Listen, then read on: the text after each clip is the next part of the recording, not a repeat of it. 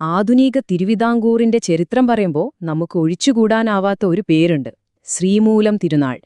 ഏകദേശം 4 പതിറ്റാണ്ട്, അതായത് ഒരു 40 കൊല്ലത്തോളം നീണ്ടുനിന്ന ഒരു ഭരണകാലം.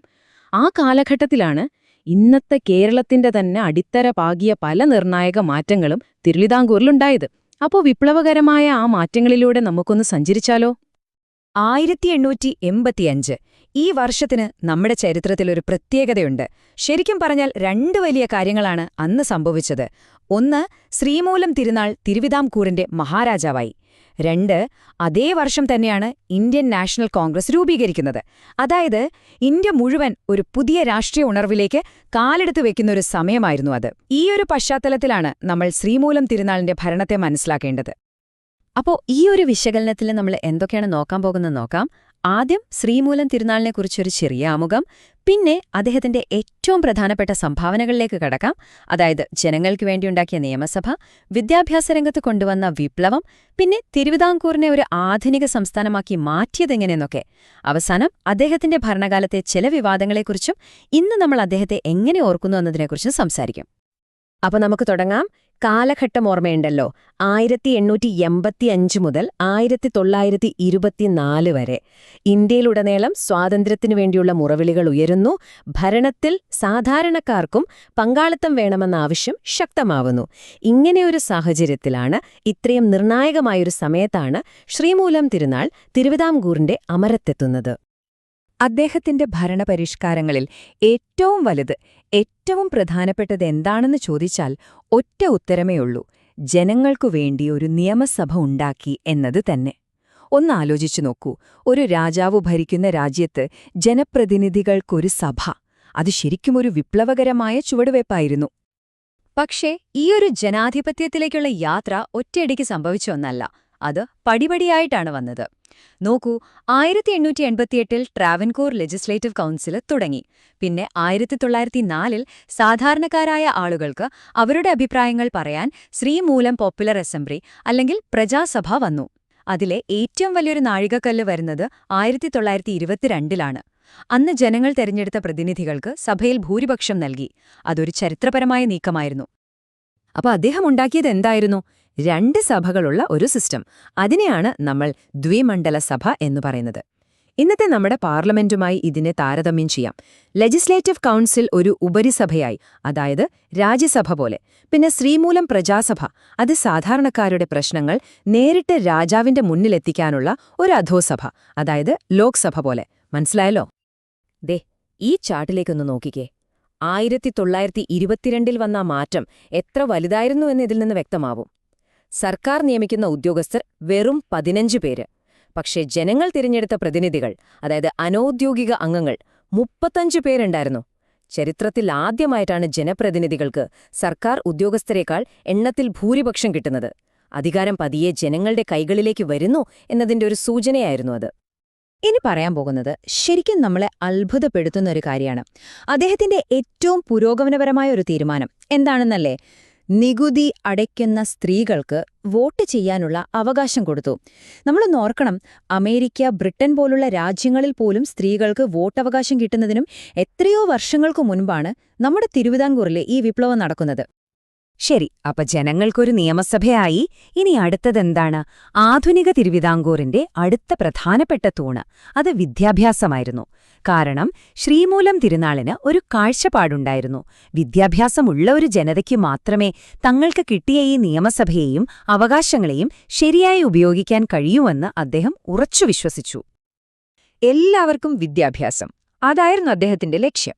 അതിനുവേണ്ടി അദ്ദേഹം ചെയ്ത കാര്യങ്ങൾ നോക്കൂ.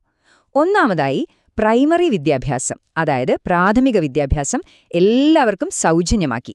അത് സർക്കാരിന്റെ ഉത്തരവാദിത്തമാക്കി മാറ്റി. അതുപോലെ അതുവരെ സ്കൂളുകളിൽ പ്രവേശനമില്ലാതിരുന്ന താഴ്ന്ന ജാതിയിലുള്ള കുട്ടികൾക്കായി സർക്കാർ സ്കൂളുകളുടെ വാതിലുകൾ മലർക്കെ തുറന്നിട്ടു. പോരാത്തതിന് സ്വകാര്യ സ്കൂളുകൾക്കും മിഷണറി സ്കൂളുകൾക്കും സാമ്പത്തിക സഹായം നൽകി ആകെ വിദ്യാഭ്യാസ രംഗത്തിന് ഒരു വലിയ ഉത്തേജനം നൽകി. അറിവ് പടർത്താൻ ലൈബ്രറികളും വായനശാലകളും വരെ സ്ഥാപിച്ചു. വെറും പ്രാഥമിക വിദ്യാഭ്യാസം മാത്രമല്ല കേട്ടോ, ഒരു പടി കൂടി കടന്ന് വൈദഗ്ധ്യമുള്ളൊരു തൊഴിൽ സേനയെ ഉണ്ടാക്കിയെടുക്കാനും അദ്ദേഹം ശ്രദ്ധിച്ചു. അതിന്റെ ഫലമായിട്ടാണ് ഇന്നും തിരുവനന്തപുരത്ത് തലയെടുപ്പോടെ നിൽക്കുന്ന ആയുർവേദ കോളേജ്, ലോ കോളേജ്, സംസ്കൃത കോളേജ് പോലുള്ള സ്ഥാപനങ്ങളൊക്കെ നിലവിൽ വരുന്നത്. ഓക്കെ, അപ്പൊ നിയമനിർമ്മാണ സഭയായി വിദ്യാഭ്യാസ രംഗത്തും വലിയ മാറ്റങ്ങൾ വന്നു. ഇനി തിരുവിതാംകൂറിനെ ഒരു ആധുനിക സംസ്ഥാനമാക്കി മാറ്റിയ മറ്റ് അടിസ്ഥാന സൗകര്യങ്ങളെയും ഭരണപരമായ കാര്യങ്ങളെയും പറ്റി നമുക്ക് പെട്ടെന്നൊന്ന് നോക്കാം.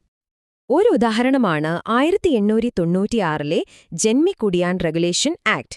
ഇത് വളരെ പ്രധാനപ്പെട്ട ഒരു ഭൂപരിഷ്കരണമായിരുന്നു. ജന്മിയും കുടിയാനും, അതായത് ഭൂ ഉടമയും കർഷകനും തമ്മിലുള്ള അവകാശങ്ങൾ എന്തൊക്കെയാണെന്ന് ഈ നിയമം കൃത്യമായി നിർവചിച്ചു. ഇത് സാധാരണക്കാരായ കർഷകർക്ക് ഒരു വലിയ നിയമപരമായ സംരക്ഷണം നൽകി. പിന്നെ 1904 ഒരു വലിയ സംഭവം നടന്നു. തിരുവിതാംകൂറിലെ ആദ്യത്തെ റെയിൽവേ പാത വന്നു, കൊല്ലത്തെയും തിരുവനന്തപുരത്തെയും ഒക്കെ ബന്ധിപ്പിച്ചുകൊണ്ട്. അതോടെ വ്യാപാരവും യാത്രയൊക്കെ വളരെ എളുപ്പമായി. ഇത് തിരുവിതാംകൂറിന്റെ സാമ്പത്തിക വളർച്ചയ്ക്ക് വലിയൊരു കുതിപ്പാണ് നൽകിയത്. ഭരണത്തിന്റെ എല്ലാ മേഖലകളിലും ഈ ആധുനികവൽക്കരണം കാണാം. കുറ്റാന്വേഷണ രംഗം പോലും മാറി.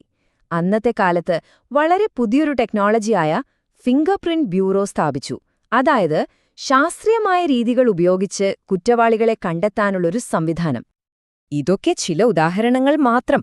സ്ത്രീകൾക്കും കുട്ടികൾക്കും വേണ്ടി മാത്രമായി പ്രത്യേക ആശുപത്രികൾ, നഗരങ്ങൾ വൃത്തിയായി സൂക്ഷിക്കാൻ സാനിറ്റേഷൻ കമ്മിറ്റികൾ, കൃഷി നനയ്ക്കാൻ വേണ്ടി കോതയാർ അണക്കെട്ട്, അങ്ങനെ ആരോഗ്യം, കൃഷി, നഗരാസൂത്രണം തുടങ്ങി എല്ലാ മേഖലയിലും ആധുനികത കൊണ്ടുവരാൻ അദ്ദേഹം ശ്രമിച്ചു. ഒരു സാമ്പത്തിക വികസന സമിതി വരെ രൂപീകരിച്ചു. ഇത്രയൊക്കെ പുരോഗമനപരമായ കാര്യങ്ങൾ ചെയ്ത ഒരു ഭരണാധികാരി. പക്ഷെ നാണയത്തിനൊരു മറുവശം കൂടിയുണ്ടല്ലോ. അദ്ദേഹത്തിന്റെ ഭരണകാലം ചില വലിയ വിവാദങ്ങൾക്കും സാക്ഷ്യം വഹിച്ചിട്ടുണ്ട്. ആ ഒരു ചരിത്രം കൂടി നമ്മൾ അറിയേണ്ടതുണ്ട്. അദ്ദേഹത്തിന്റെ പൈതൃകത്തിൽ എപ്പോഴും ചർച്ചയാവുന്ന 2 പ്രധാന വിഷയങ്ങളുണ്ട്.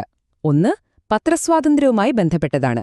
തന്റെ സർക്കാരിനെ നിശിതമായി വിമർശിച്ച സ്വദേശാഭിമാനി രാമകൃഷ്ണപിള്ള എന്ന പത്രാധിപരെ 1910 അദ്ദേഹം നാടുകടത്തി. രണ്ടാമത്തേത് ഇന്നും നമുക്ക് തലവേദനയായിട്ടുള്ള മുല്ലപ്പെരിയാർ അണക്കെട്ടാണ്. ആ അണക്കെട്ട് ഉദ്ഘാടനം ചെയ്യപ്പെട്ടതും അതിന്റെ വിവാദപരമായ കരാർ ഒപ്പുവെച്ചതും ശ്രീമൂലം തിരുനാളിന്റെ കാലത്തായിരുന്നു. രാമകൃഷ്ണപിള്ളയെ നാടുകടത്തിയപ്പോൾ ആ പത്രത്തിന്റെ ഉടമ വക്കം അബ്ദുൽ ഖാദർ മൗലവി എന്തു ചെയ്തു എന്നറിയാമോ? അദ്ദേഹം പ്രസ്സും പത്രവും പൂട്ടി അതിന്റെ താക്കോൽ സർക്കാരിനു കൊടുത്തു. എന്നിട്ട് ചരിത്രത്തിൽ രേഖപ്പെടുത്തിയ ആ വാചകം പറഞ്ഞു, എന്റെ പത്രാധിപരില്ലാതെ ഈയൊരു പത്രം എനിക്കു വേണ്ട. പത്രസ്വാതന്ത്ര്യത്തിനു വേണ്ടി നിലകൊണ്ട ആ ഒരു നിലപാട് എത്ര വലുതാണെന്ന് നോക്കൂ. പക്ഷെ ചരിത്രമത്ര ലളിതമല്ല അല്ലേ? രാമകൃഷ്ണപിള്ളയെ നമ്മൾ പത്രസ്വാതന്ത്ര്യത്തിന്റെ പ്രതീകമായി കാണുമ്പോൾ തന്നെ അദ്ദേഹത്തിന്റെ വ്യക്തിത്വവും സങ്കീർണമായിരുന്നു. സർക്കാരിനെതിരെ ശക്തമായി സംസാരിച്ചപ്പോഴും ജാതിയുടെ കാര്യത്തിൽ അദ്ദേഹത്തിന്റെ ചില നിലപാടുകൾ യാഥാസ്ഥിതികമായിരുന്നു എന്ന് പറയപ്പെടുന്നു. ഇത് ആ കാലഘട്ടത്തിലെ സാമൂഹിക സാഹചര്യങ്ങളുടെ ഒരു പ്രതിഫലനം കൂടിയാണ്. അപ്പോ ഇതെല്ലാം കേട്ടുകഴിയുമ്പോൾ നമ്മൾ എങ്ങനെയാണ് ശ്രീമൂലം തിരുനാളിനെ വിലയിരുത്തേണ്ടത്? ഒരു വശത്തു നോക്കുമ്പോൾ ആധുനിക തിരുവിതാംകൂറിന് അടിത്തറയിട്ട ശില്പി, മറുവശത്തു നോക്കുമ്പോഴോ എതിർ ശബ്ദങ്ങളെയും വിമർശനങ്ങളെയും അടിച്ചമർത്തിയൊരു ഭരണാധികാരി. ആധുനിക സ്ഥാപനങ്ങൾ പണിയുന്ന ആൾക്ക് അതേസമയം തന്നെ വിയോജിപ്പുകളെ ഇല്ലാതാക്കാൻ അവകാശമുണ്ടോ? പുരോഗതിയും അടിച്ചമർത്തലും ഒരുമിച്ചു പോകുമ്പോൾ ഒരു നേതാവിനെ ചരിത്രം എങ്ങനെയാണ് ഓർക്കേണ്ടത്? ഈ ഒരു ചോദ്യത്തോടെ നമുക്ക് നിർത്താം. നിങ്ങൾ തന്നെ ചിന്തിച്ചു നോക്കൂ.